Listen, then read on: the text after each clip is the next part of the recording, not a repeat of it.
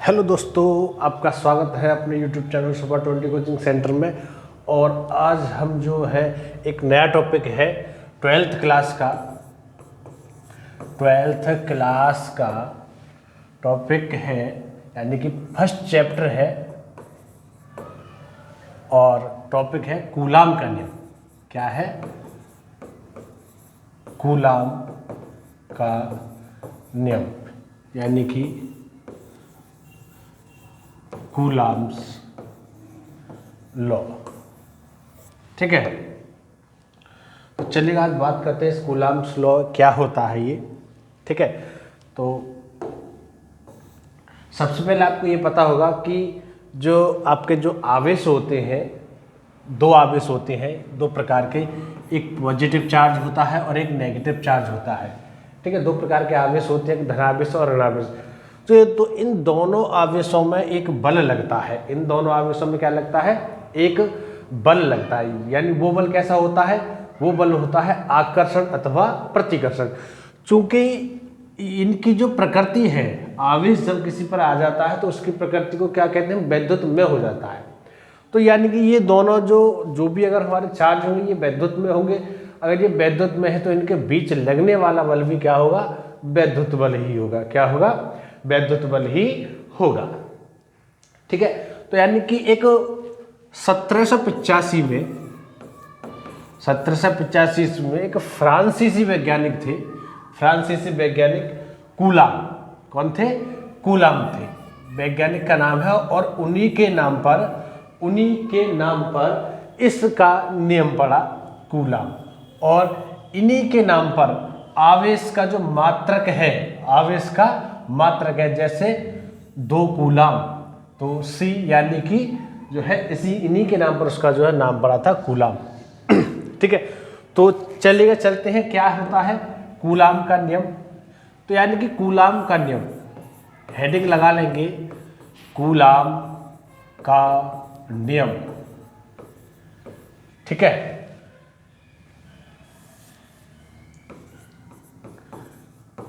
नियम। तो ये नियम क्या कहता है? कूलाम ने अपने एक्सपेरिमेंटों के आधार पर क्या देखा कि हमारे कोई भी दो बिंदु चार्जेस है। क्या है? कोई भी बिंदु चार्जेस है, कोई भी। ठीक है, उनके बीच की दूरी, मान ली कि उनके बीच की दूरी r है। तो जो कूलाम का नियम है, तो यानी ये कोई बिंदु आवेश है और बिंदु आवेश का नाम नहीं दिया है कि धन आवेश है या ऋण आवेश है। तो इसीलिए ऐसा हो सकता है कि इनके बीच आकर्षण भी हो सकता है और इनके बीच प्रतिकर्षण भी हो सकता है। ठीक है, क्योंकि अगर नाम दिया होता कि दोनों प्लस प्लस है या दोनों माइनस माइनस है या एक प्लस है एक माइनस है, तो हम कह सकते हैं कि आकर्षण लगेगा या प्रतिकर्षण, हम उसको। तो यहाँ पर हम क्या कहेंगे कि दोनों ही कह सकते हैं, आकर्षण अथवा प्रतिकर्षण बल। ठीक है, तो कूलाम के अनुसार क्या है?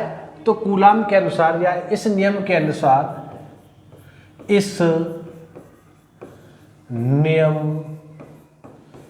के अनुसार दो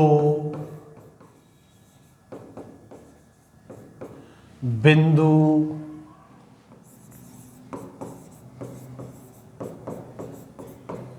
आवेशों के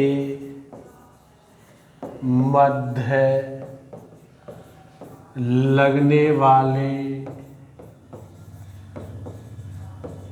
या लगने वाला, ऐसा लिख सकते हैं, लगने वाला, ये वाला है, बाला नहीं है, आकर्षण बल, आकर्षण अथवा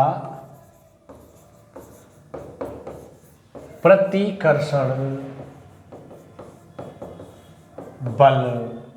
ठीक है, यानी कि इस नियम के अनुसार क्या है कि दो बिंदु आवेशों के बीच लगने वाला आकर्षण अथवा प्रतिकर्षण बल, यानी कि आकर्षण अथवा प्रतिकर्षण जो बल है, क्या है? आकर्षण अथवा प्रतिकर्षण जो बल है, बल दोनों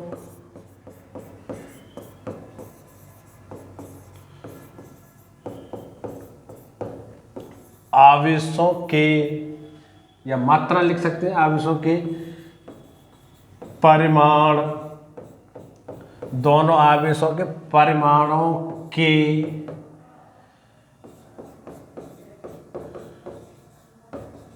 गुणनफल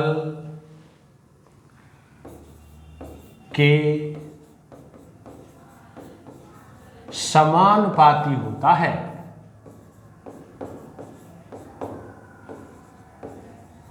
क्या होता है? इस नियम के अनुसार दो बिंदु आवेशों के मध्य लगने वाला आकर्षण अथवा प्रतिकर्षण बल दोनों आवेशों के परिमाणों के गुणनफल के समानुपाती होता है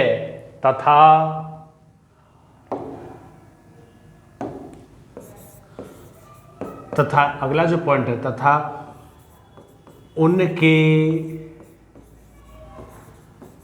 मध्य की दूरी जो हो सकती है r, मान ली दूरी r के वर्ग के व्युत्क्रमानुपाती होता है। क्या होता है? व्युत्क्रमानुपाती होता है। ठीक है, समझ में आ गया? कूलाम का नियम क्या है? कूलाम का नियम यह है कि इस नियम के अनुसार दो बिंदु आवेशों के बीच लगने वाला आकर्षण अथवा प्रतिकर्षण बल दोनों आवेशों के परिमाणों के गुणनफल के समानुपाती और तथा उनके मध्य की दूरी r, मान ली हमने, के वर्ग के व्युत्क्रमानुपाती होता है। ठीक है, ये होता है। अब इसको जरा हम जो है उस रूप में लिखते हैं जो माना दो आवेश Q1 व Q2 एक दूसरे से r दूरी माना था, r दूरी पर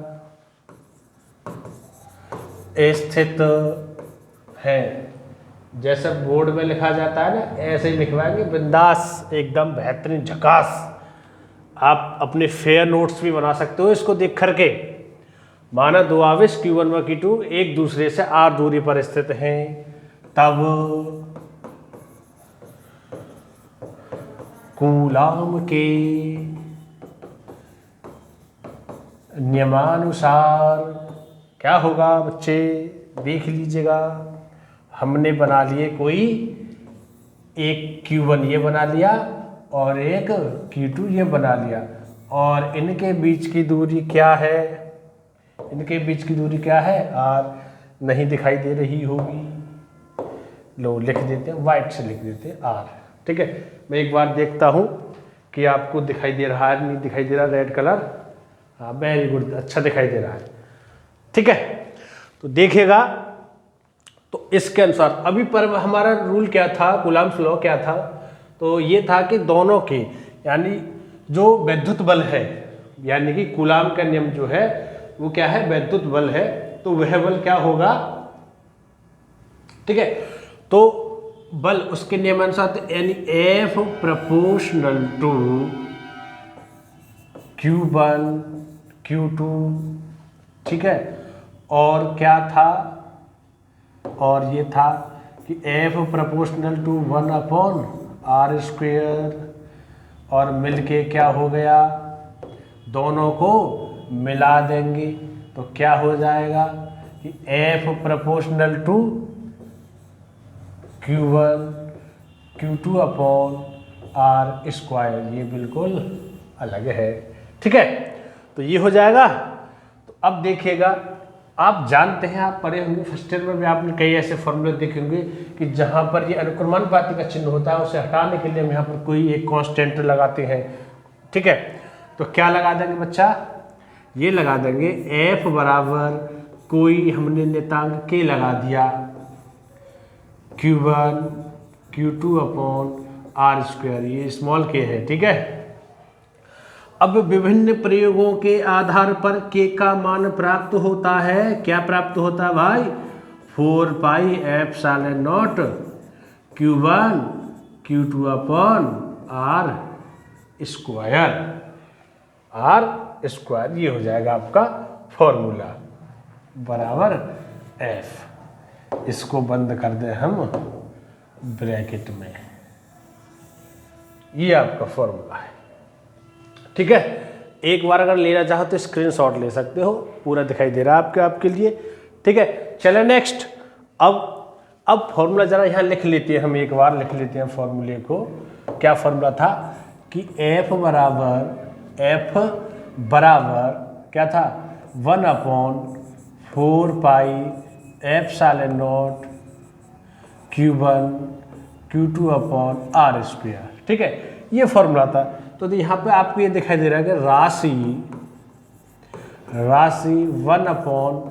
1/4 पाई एप्सिलॉन नॉट का जो मान है, बराबर करके लिख सकते हो, का मान क्या है 9 गुणा 10 की घात 9। तो इसका मात्रक हम कैसे बनाएंगे, मात्रक बनाना भी हम बताते हैं। वैसे फर्स्ट ईयर में आपने सीख लिया होगा कि इसका मात्रक, यानी कि हमें मात्रक किसका बनाना है भाई, हमें मात्रक इसका बनाना है। किसका बनाना है, इसका बनाना है। तो देखिएगा इसका मात्रक क्या होगा, न्यूटन। क्या होगा, न्यूटन। आर ऊपर चला जाएगा, मीटर स्क्वायर हो जाएगा, क्यू नीचे आएगा क्योंकि ऊपर है, तो क्या आ जाएगा सी स्क्वायर, यानी न्यूटन मीटर स्क्वायर प्रति कूलम स्क्वायर हो जाएगा। ठीक है, इस मान को आप याद कर लेना। क्या कर लेना, मान को याद कर लेना जरूर, क्योंकि ये कई बार परीक्षाओं में यूज करने के लिए आ जाता है और दिया नहीं होता है। ठीक है, क्योंकि जनरल वैल्यू सभी को ये याद होनी चाहिए। अब यहाँ आपको एक चीज और दिखाई दे रही होगी। ठीक है, यहाँ पर मैं थोड़ा सा और आगे को लिख देता हूं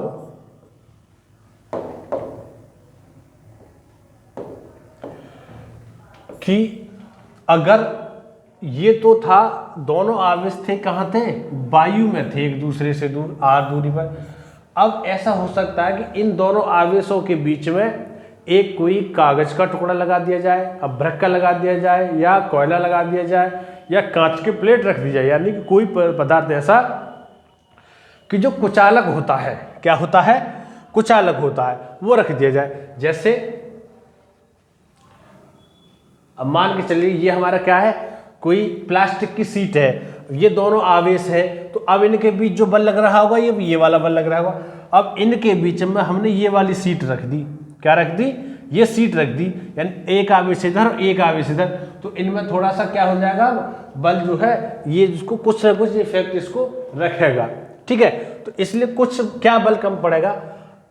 ठीक है, तो F बराबर हो जाएगा, F बराबर 1/4 पाई एप्सिलॉन नॉट और K into Q1 Q2 upon R square हो जाएगा।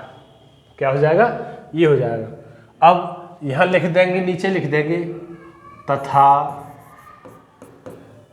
के, ये कैपिटल के है, इसे कि पदार्थ का परावैद्युतांक है। परावैद्युतांक है। परावैद्युतांक को आप ऐसे समझ सकते हैं कि कुचालक पदार्थ जो होता है उसे हम परावैद्युतांक बोलते हैं, यानी कि जो कुचालक पदार्थ की एक वैल्यू होती है, यानी उसे कहते हैं कुछ। ठीक है, तो ये परावैद्युतांक है, यानी अंक है। तो अंक किसका होता है, ये मान के चलना कि कुचालक पदार्थ का होता है।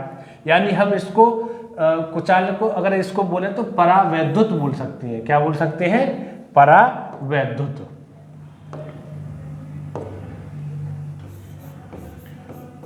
परावैद्युत यानी कुचालक और परावैद्युत एक ही होते हैं। इसकी जो एक वैल्यू होती है वो परावैद्युतांक होती है। ठीक है, तो K का मान, अब यहां पे ये लिख देंगे कि K का मान वायु या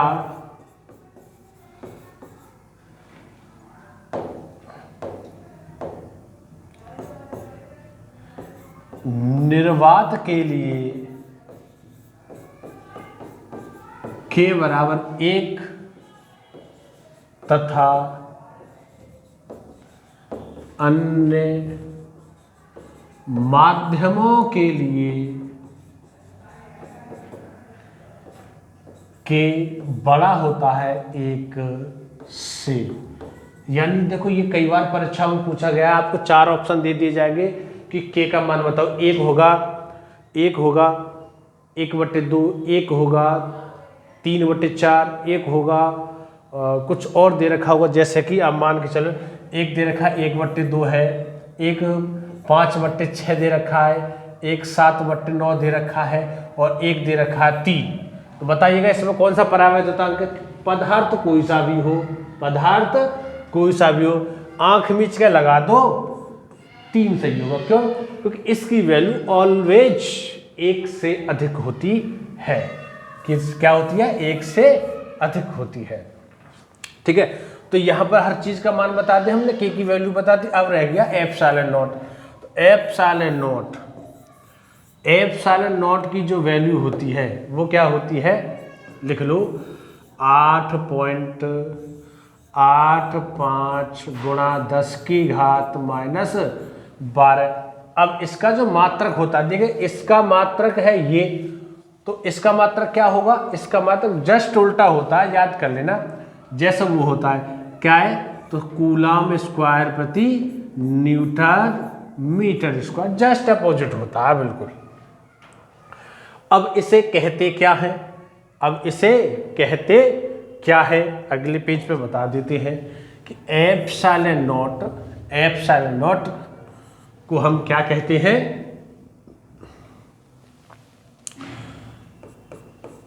माध्यम, या ऐसा बोल सकते हैं कि निर्वात की, लिख दो निर्वात की वैद्युतशीलता होती है, वैद्युतशीलता होती है। ठीक है, और एप्सिलॉन होती है कोई अगर माध्यम है, कोई सा भी माध्यम, कोई माध्यम हो की वैद्युतशीलता, यानी कि परमिटिविटी क्या होती है? परमिटिविटी जो होती है वो होती है एप्सिलॉन नॉट। ठीक है, हमने इसकी वैल्यू बता दी, इसका मात्रक बता दिया, और पाई उसका भी बता दिया, 1/π/4 उसका एप्सिलॉन नॉट का। ठीक है, अब थोड़ा सा एक और चीज बता देते हैं हम आपके लिए कि F बराबर हमने लिखवाया था 1/4π एप्सिलॉन नॉट Q1 Q2/r²।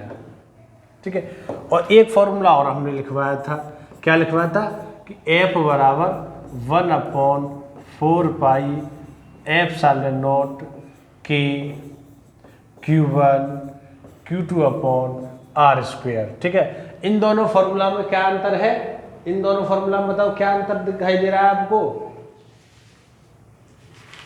बताओ। तो देखो ये वायु के बीच है तो यहाँ 0 लगा सकते हैं, और ये किसी माध्यम है क्योंकि यहाँ पर K लगा हुआ है, तो माध्यम का मतलब मीडियम से लगा देंगे, तो हम यहाँ क्या लगा देंगे? मीडियम। ये अंतर दिखा देंगे हम यहाँ पर। ठीक है, तो अब हम क्या करेंगे, अगर हम ये करें कि F/N, ये समीकरण नंबर 1 मान ली और ये समीकरण नंबर 2 मान ली, तो हम F यानी कि इसके अपॉन में अगर हम Fm का भाग दे दें, इस वाली इक्वेशन में इसका भाग देते हैं, तो देखो सब कट जाएंगे, इससे ये पूरा कट जाएगा और इससे ये पूरा कट जाएगा, तो क्या बचेगा? 1/k बचेगा, 1/k, तो ये आ जाएगा k। ठीक है, ये आ जाएगा k, आ जाएगा ये आपका। तो अब यहां पर हम इस तरीके से लिख सकते हैं, इंप्लाइज करके, और चाहो तो लिख दो कि F बराबर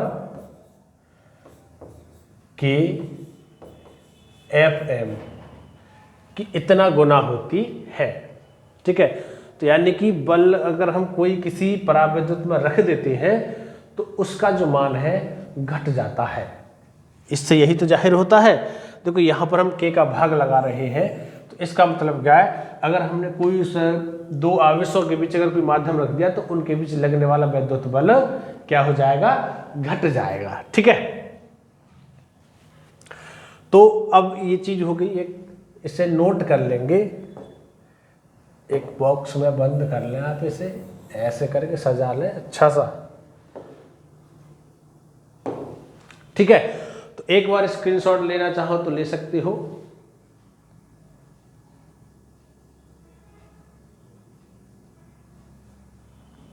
ठीक है, अब थोड़ा सा और एक चेंज कर सकते हैं हम इसमें, एक और फॉर्मूला बनाना चाहें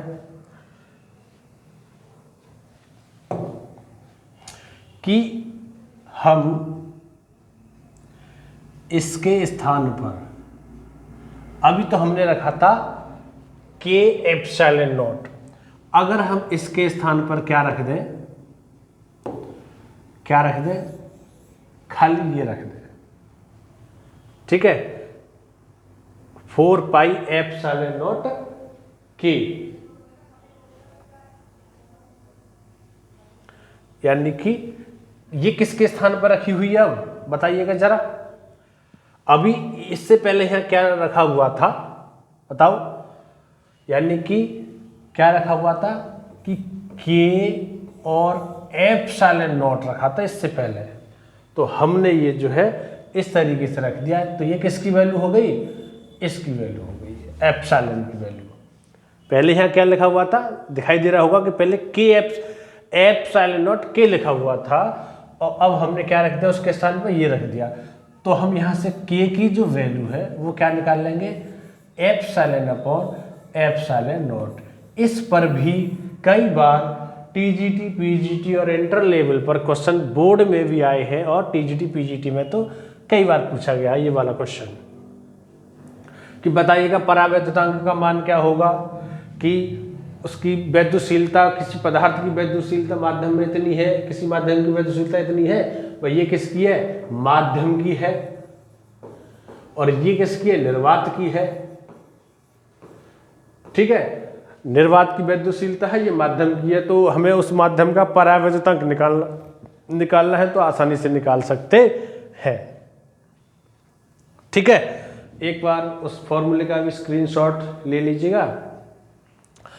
अब हम बात करते हैं, जैसा कि आप जानते हैं कि कूलाम का नियम, जो कूलाम का नियम है, कूलाम का नियम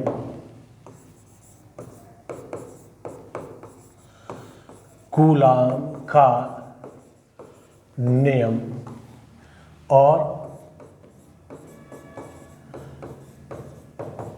गुरुत्वाकर्षण का नियम, ये दोनों नियम लगभग एक जैसी विचारधारा पे बने हुए हैं, लगभग एक जैसे ही है। तो इनकी हम क्या करेंगे, हम इनकी तुलना करेंगे। क्या करेंगे, तुलना। ठीक है,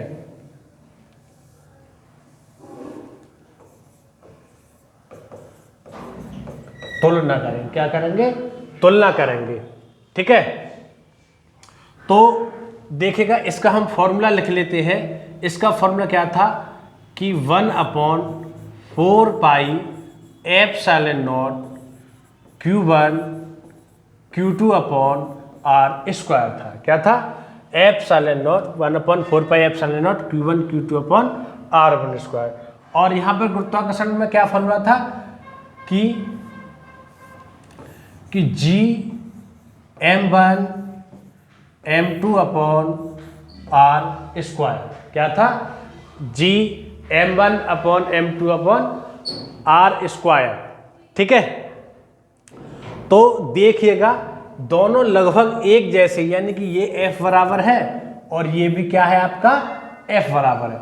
तो आपको दिखाई दे रहा होगा कि देखो G भी क्या है, G भी एक क्या है, नियतांक है, और ये भी एक नियतांक है। नियतांक कांस्टेंट होता है। और देख R स्क्वायर सेम है, R स्क्वायर सेम है।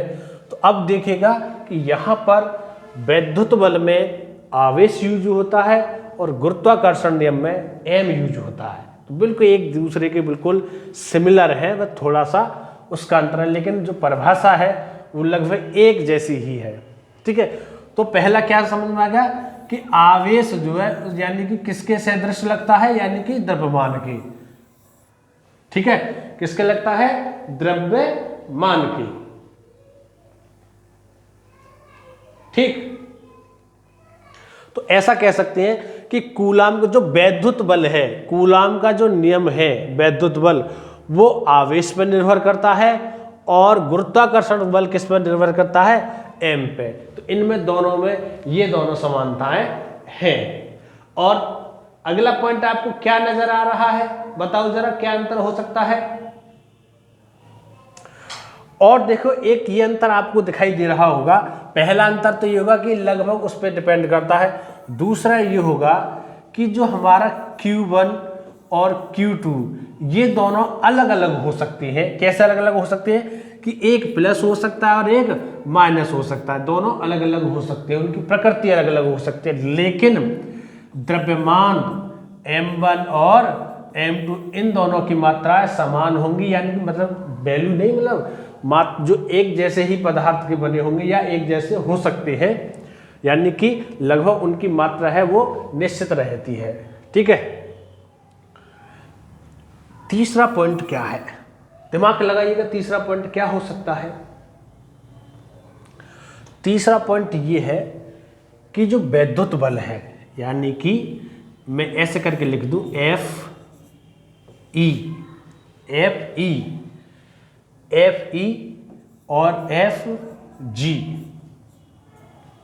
Fe और Fg की तुलना में, Fg की तुलना में बहुत अधिक प्रबल होता है, यानी कि बहुत अधिक शक्तिशाली बोल सकते हैं या उसका बड़ा बोल सकते हैं, बहुत अधिक बड़ा होता है। ठीक है,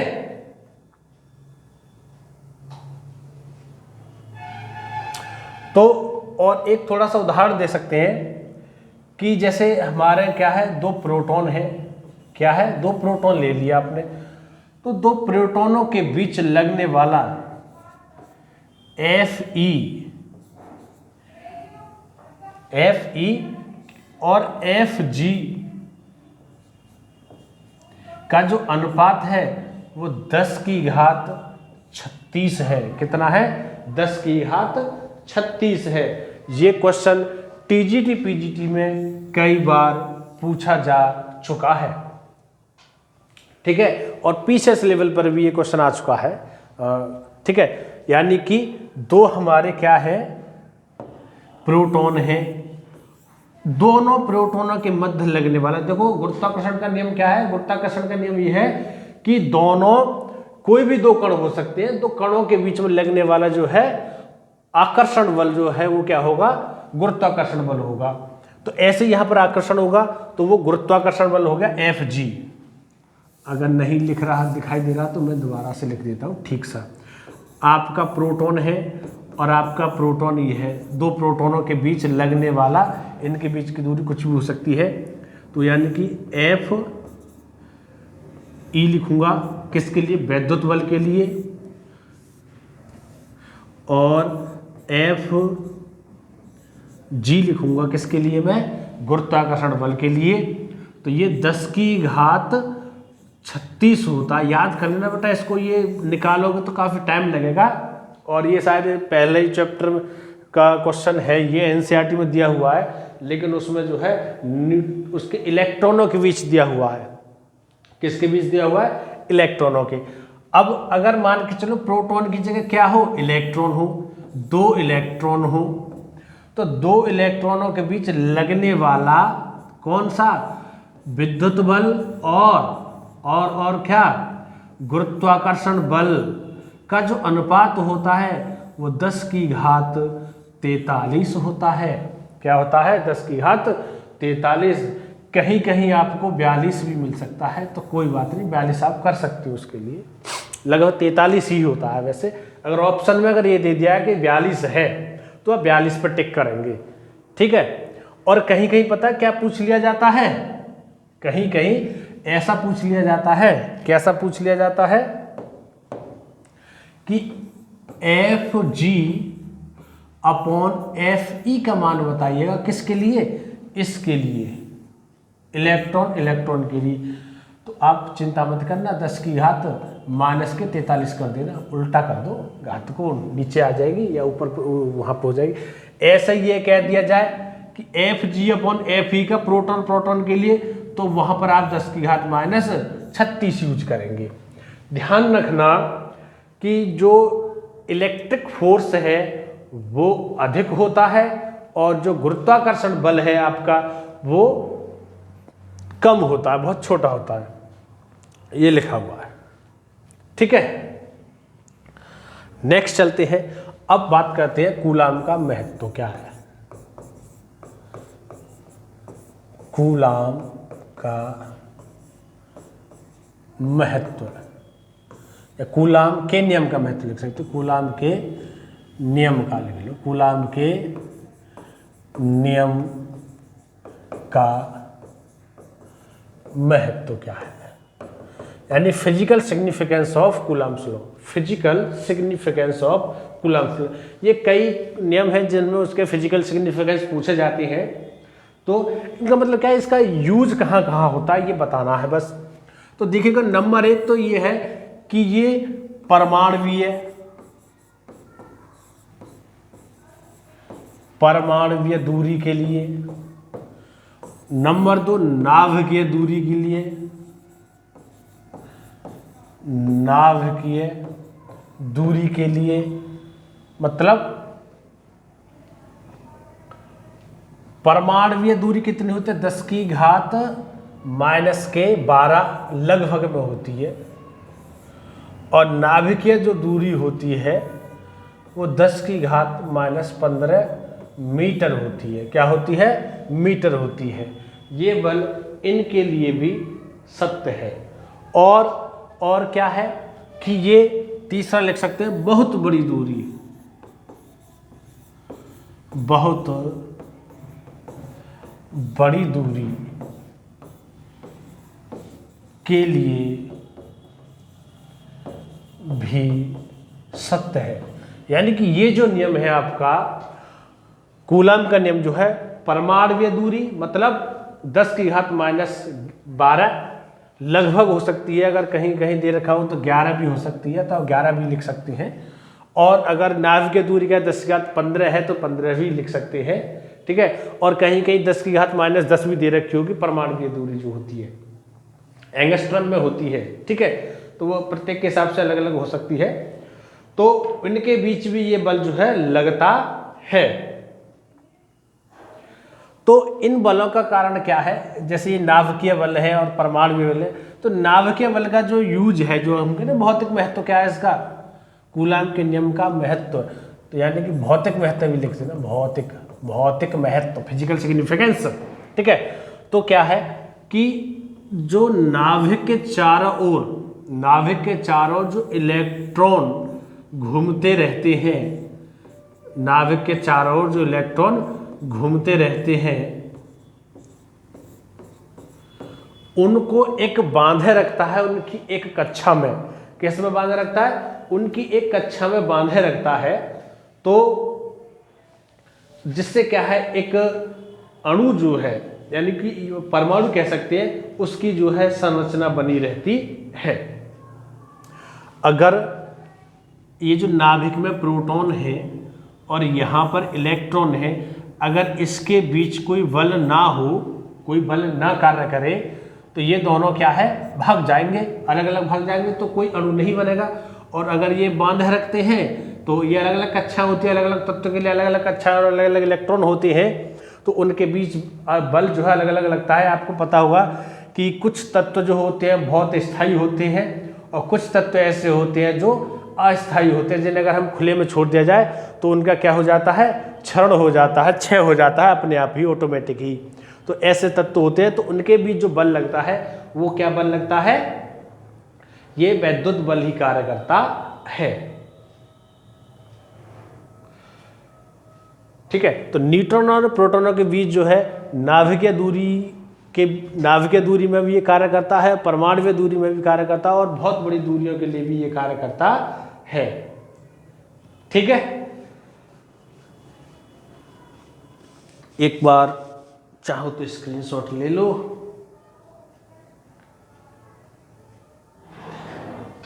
ठीक, तो ये हमारे इसके भौतिक महत्व है और बहुत ठीक है। तो अब इस वीडियो में इतना ही रहने देते हैं और अगली वीडियो जो है आपकी आएगी वैद्युत क्षेत्र की।